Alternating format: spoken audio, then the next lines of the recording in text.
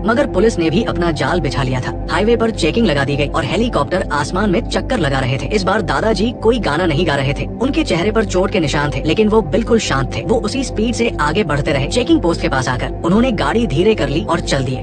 अपने हाथ गाड़ी पर रखो, बिल्कुल मत हिलना। मैं कह रहा हूँ, अपने हाथ गाड़ी पर रखो। चुपचाप अपने हाथ दिखाओ, कोई चालाकी नहीं। हाथ गाड़ी पर रखो, हाथ गाड़ी पर ही रहने चाहिए।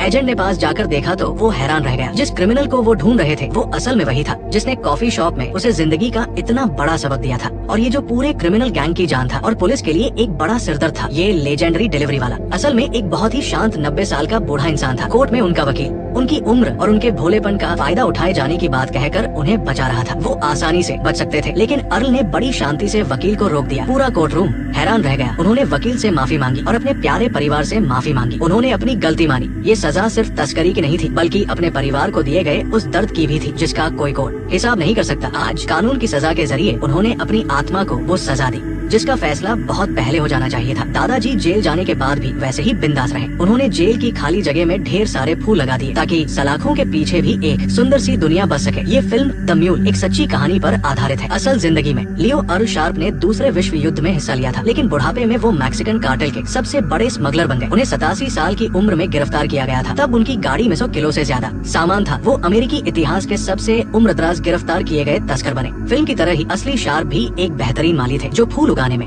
माहिर थे, लेकिन इंटरनेट के आने से उनका बिजनेस ठप हो गया और मजबूरी में उन्हें ये गलत रास्ता चुनना पड़ा। असल जिंदगी में उनके वकील ने उनकी दिमागी बीमारी का हवाला देकर बचाव किया था। शार्प को 3 साल की सजा मिली थी, लेकिन खराब सेहत की वजह से वो एक ही साल जेल में रहे। 2016 में 90 साल की उम्र में उनका निधन हो गया। सबसे खास बात यह है कि अर्ल का रोल निभाने वाले क्लिंट ईस्टवुड ने 88 साल की उम्र में इस फिल्म को डायरेक्ट किया और खुद इसमें एक्टिंग की। उन्होंने अपने आखिरी सालों में जीवन, परिवार और काम को लेकर अपनी भावनाओं को इस फिल्म में दिखाया है। फिल्म का वो सबसे बेहतरीन डायलॉग, मैं पैसे से सब कुछ खरीद सकता हूँ लेकिन वक्त नहीं, ये दरअसल ईस्टवुड ने अर्ल के जरिए अपनी ही जिंदगी का सबसे बड़ा सच बोला था। इस फिल्म की असली कहानी पछतावे के बारे में है। अर्ल के पास पैसा था, नाम था, लेकिन उसने अपना परिवार खो दिया था। 90 साल की उम्र में उसने पैसों से वो बीता हुआ वक्त खरीदना चाहा, लेकिन वक्त ही एक ऐसी चीज है जो पैसों से नहीं खरीदी जा सकती। अंत में उसने जो अपना जुर्म कबूला वो सिर्फ उस स्मगलिंग के लिए नहीं था, बल्कि उसने हिम्मत करके ये माना कि वो एक पति और पिता के रूप में पूरी तरह फेल हो गया था। इस फिल्म की सबसे बड़ी खूबी यही है कि ये हमें दिखाती है कि कैसे जिंदगी भर गलत रास्ते पर चलने वाला एक बूढ़ा इंसान अपने आखिरी वक्त में सही रास्ते पर आने की कोशिश करता है। ये हम सब के लिए एक सबक है कि कभी भी देर होने से पहले अपनों के पास लौट आना चाहिए।